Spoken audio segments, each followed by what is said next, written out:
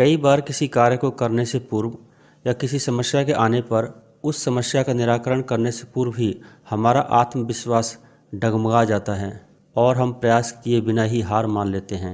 कई बार हम एक दो प्रयास में ही असफलता मिलने पर आगे प्रयास करना छोड़ देते हैं, जबकि हो सकता है कि कुछ प्रयास और करने पर कार्य पूर्ण हो जाए, समस्या का समाधान हो जाए, प्रॉब्लम सॉल्व हो जाए। ये आप बता नहीं सकते या आप कह नहीं सकते कि आपका कौन सा प्रयास अंतिम है या कौन सा प्रयास आपको अंतिम होगा। जबकि हो सकता है कि कुछ प्रयास और करने पर कार्य पूर्ण हो जाता या समस्या का समाधान हो जाता। यदि जीवन में सफलता प्राप्त करनी है तो बार बार असफल होने पर भी प्रयास करते रहना चाहिए जब तक सफलता नहीं मिले। ध्यान रहे, जिस प्रयास को करने से पूर्व हम हाथ खींच रहे हैं वही हमारा अंतिम प्रयास हो सकता है हमें कामयाबी और सफलता मिलने के लिए। सफलता पाने के लिए आप कंडीशनल अप्रोच नहीं रख सकते, शर्ती अप्रोच नहीं रख सकते कि मैं इतने घंटे करूँगा, मैं इतने प्रयास करूँगा, अगर होगा तो ठीक, नहीं तो भाड़ में जाए। ऐसा नहीं चलेगा। फंडामेंटली दिमाग में ये पहले क्लियर करना होगा, सफलता आप चाहते हैं, आप सफलता तक पहुंचना चाहते हैं, सफलता आपके पास नहीं आना चाहती। गर्जू, डेस्परेट, इच्छुक, भिक्षुक, नीडी, ज़रूरतमंद, इच्छा, सपने आपके हैं। आप चाहते हो वो सफलता पाना। सफलता जहाँ पर है वहीं पर रहेगी, आपको उस तक जाना है। कहीं पर जाने के लिए कुछ तैयारी तो करनी पड़ती है। आप जब किसी सफ़र पर जाते हैं तो क्या अपने साथ सब कुछ ले जाते हैं? कुछ स्पेशल चीज़ ले जाते हैं, कुछ नॉन स्पेशल गैर ज़रूरी चीज़ें छोड़ जाते हैं। यही तो तैयारी का मतलब है, यही तो उस गंतव्य तक पहुंचने का, यही तो उस सफ़र पर जाने के लिए तैयारी होती है। किसी पिकनिक या किसी सफ़र पर जाने के लिए हम कुछ खास चीज़ें, कुछ खास तैयारी करते हैं और कुछ गैर ज़रूरी चीज़ों को छोड़ते जाते हैं। हर चीज़ नहीं ले जाया जा सकता, हर चीज़ को ले जाकर आप गंतव्य तक पहुंच ही नहीं सकते। यही तैयारी और सफलता का मूल मंत्र है। आपको देखना है कि सफलता तक पहुंचने के लिए आप क्या अपनाएं और क्या छोड़ें। सफलता के लिए, सक्सेसफुल होने के लिए आपको तराजू, वेइंग मशीन की तरह होना पड़ेगा। जिस तरह तराजू में एक तरफ बाट रखते हैं, दूसरी तरफ सामान रखते हैं, निडल वर्टिकल बिल्कुल एग्जैक्ट बीच में आने पर चीज़ें इक्वल हो जाती हैं। थोड़ा सा ज़्यादा या थोड़ा सा कम होने पर हम प्लस या माइनस कर देते हैं। आपको भी अपने अंदर प्लस और माइनस करने का एटीट्यूड, भावना रखनी होगी।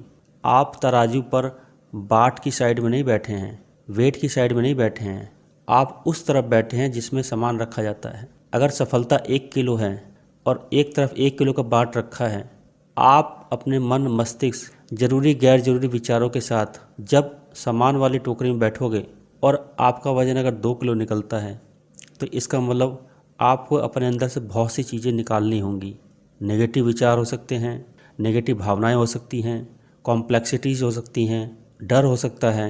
बहुत सी चीज़ें ऐसी हैं जो आपके पास नहीं है सफलता के लिए, उनको इकट्ठा करना हो सकता है, कुछ भी हो सकता है।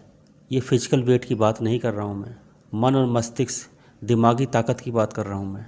Mental strongness, mental toughness, mental rigidity की बात कर रहा हूँ मैं। मन की रिजिडिटी की बात कर रहा हूँ मैं। दृढ़ता और सुदृढ़ता की बात कर रहा हूँ मैं, शारीरिक ताकत की बात नहीं है। How much you are determined, dedicated, devoted for your aim, that is important. उस हिसाब से आपको सफलता अगर 1 किलो है, उस हिसाब से आपको अपने अंदर प्लस माइनस करने का एक जज्बा रखना चाहिए, जज्बा होना चाहिए, जज्बा करना पड़ेगा। नहीं कर सकते तो sit idle, why to waste the energy, preserve the energy, store the energy, कहीं और लगाओ, कहीं कुछ और करो। ये बेसिकली बहुत हद तक सिमिलर है लॉ ऑफ अलाइनमेंट के हिसाब से। अगर आप सिस्टम, प्रचंड एनर्जी, उद्देश्य की आकांक्षा और इच्छा के हिसाब से अलाइन नहीं होंगे तो सफलता नहीं मिलेगी। अलाइनमेंट एक बहुत बड़ा आध्यात्मिक टॉपिक है। अलाइनमेंट एक विशाल फील्ड है। अलाइनमेंट का सिंपल सा मतलब यही हो सकता है कि अगर लहरों के विपरीत चलोगे और लहरें अगर प्रचंड हैं तो you will be nowhere. क्या आपके अंदर लहरों से ज़्यादा शक्ति हो सकती है? क्या लहरों से ज़्यादा इनफाइनाइट शक्ति हो सकती है? कितनी शक्ति इस्तेमाल कर सकते हो आप? आपकी एनर्जी तो लिमिटेड है ना। क्या आप तूफान के अपोजिट चल सकते हो? कितना चल लोगे आप? You have a limited resources, you have limited energy. Strong, बड़े से बड़ा पेड़, अड़ियल, ना झुकने वाला पेड़ तूफान में तोड़ दिया जाता है।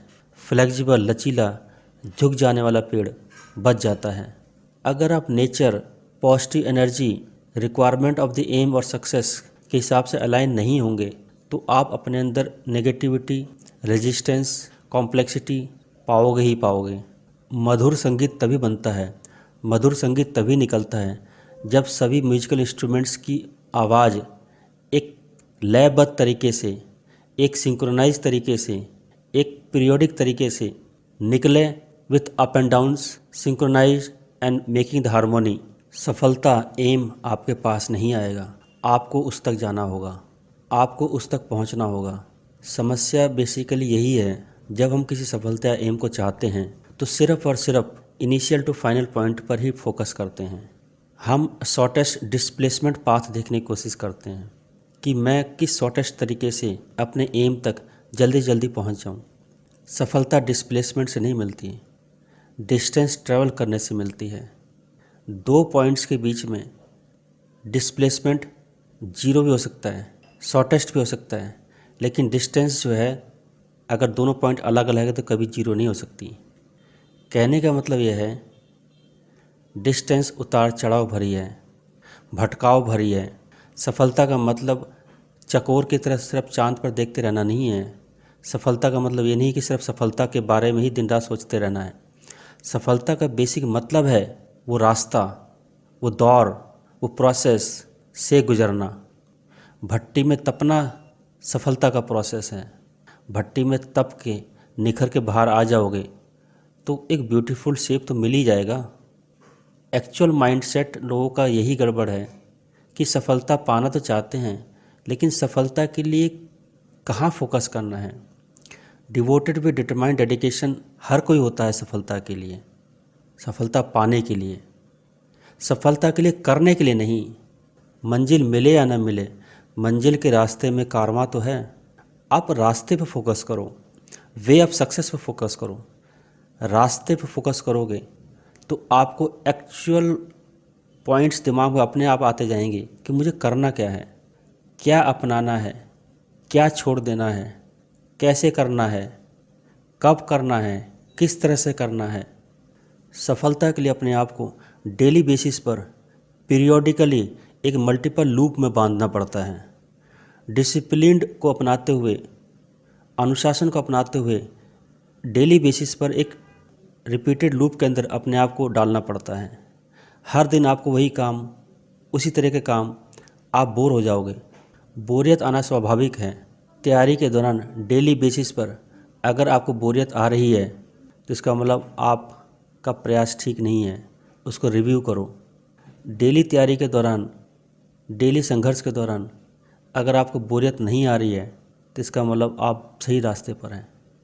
जब जीवन में बोरियत, फ्रस्ट्रेशन आने लग जाए तो साफ इंडिकेशन है कि you are not in the right direction, आपका तीर सही दिशा में नहीं है। सफलता और संघर्ष के दौरान लड़ते वक्त, संघर्ष करते वक्त एक मीठे दर्द जैसा अनुभव होना चाहिए। सफलता के लिए मिल रहे दर्द को अगर आप पॉजिटिवली उसको सहन करेंगे, कहीं ना कहीं आपके सितारे, आपकी किस्मत और भगवान की चाहत उस सफलता को आपको देने की होगी, तो डेफिनेटली आपके मन, मस्तिष्क और दिल दिमाग में स्वतः एक ऐसी अलाइनमेंट आ जाएगी कि आप उस कष्ट और दर्द को एंजॉय करोगे। डेली बेसिस पर उससे भागने के बजाय और उसमें घुसने की कोशिश करोगे। आप और चाहोगे कि मुझे और दर्द मिले। हर एक दर्द के बाद आपकी लेवल ऑफ स्टेमिना बढ़ती चली जाएगी। हमारा कॉन्शियस माइंड, हमारा सफरिंग माइंड, हमारा सहने की शक्ति एक हाईली फ्लेक्सिबल रबड़ की तरह होती है। हम इसको जितना स्ट्रेच करते हैं हम उतना ही ज़्यादा पेन सहते चले जाते हैं। शॉर्ट टेम्पर्ड, लो टेम्पर्ड एटीट्यूड लोग बड़ी सफलता नहीं पा सकते। सैलो पर्सनालिटीज़, उथले पर्सनालिटी वाले लोग बड़ी सफलता नहीं पा सकते। डीप और गंभीर इंसान चाहिए लॉन्ग डेस्टिनेशन के लिए। संघर्ष में अगर मज़ा आ रहा है, भट्टी में तपने के दौरान अगर मज़ा आ रहा है, आह और दर्द नहीं निकल रहा है मुंह से, माथे पे सिकन नहीं है, दिमाग में कॉम्प्लेक्सिटी नहीं है, बोरियत नहीं हो रही है, डिस्ट्रैक्शन नहीं हो रही है, फ्रस्ट्रेशन नहीं हो रही है, और करने का इच्छा कर रहा है और करने का मन करता है, तो समझ लो you are on the right track. बदलाव लाने पड़ते हैं अपने अंदर, कुछ छोड़ना पड़ेगा आपको, कुछ अडॉप्ट करना पड़ेगा आपको। अगर आप प्लस और माइनस का गेम नहीं समझ सकते तो आप कभी न्यूट्रल नहीं हो सकते। यूनिवर्स में हर चीज़ न्यूट्रल है, न्यूट्रल रहना चाहती है, लेकिन हम अपनी भावनाओं और विचारों के कारण कभी पॉजिटिव हो जाते हैं, कभी नेगेटिव हो जाते हैं। नेगेटिव बहुत ज़्यादा हो जाएगा तो पॉजिटिविटी की वैल्यू बहुत कम होती चली जाएगी। इसी तरीके से अगर पॉजिटिविटी बहुत ज़्यादा होगी, हमेशा आप पॉजिटिव रहते हैं और पॉजिटिविटी बहुत ज़्यादा हो रही है तो नेगेटिविटी बहुत जीरो हो जाएगी, बहुत कम हो जाएगी। That is also the against the law of nature, law of universe. ऐसा हो ही नहीं सकता कि कोई इंसान हमेशा पॉजिटिव रह ले, वो हमेशा पॉजिटिव हो या पॉजिटिव की तरफ बढ़ता चला जाए, नेगेटिव भूल जाए। ये नेचर, ये यूनिवर्स इसको अलाउ ही नहीं करेगा। बहुत ज़्यादा एक्साइटेड लोग, बहुत ज़्यादा जोशीले लोग, बहुत ज़्यादा खुश लोग भी टूटते बहुत जल्दी हैं, डाउन बहुत जल्दी आते हैं। वो ये भूल जाते हैं कि जीवन बैलेंस का नाम है, बैलेंस बना के चलना पड़ता है खुशी और गम में। ज़्यादा खुशी आए तो ज़्यादा खुश नहीं होना है, ज़्यादा दुख आए तो ज़्यादा दुख नहीं होना है। कहावत है, हर रात के बाद सवेरा होता ही होता है। वक्त बीत जाएगा, गम बीत जाएंगे, वक्त सबसे बड़ा मलहम है। ये नेचर अलाउ नहीं करता किसी चीज़ को एक्सट्रीम लेवल पर जाने से, रोक देगा आपको। बहुत ज़्यादा नेगेटिव हो जाओगे, इतने नेगेटिव हो जाओगे कि आपके अंदर से डर ही निकल जाएगा कि अब इससे ज़्यादा मेरा क्या नुकसान हो सकता है।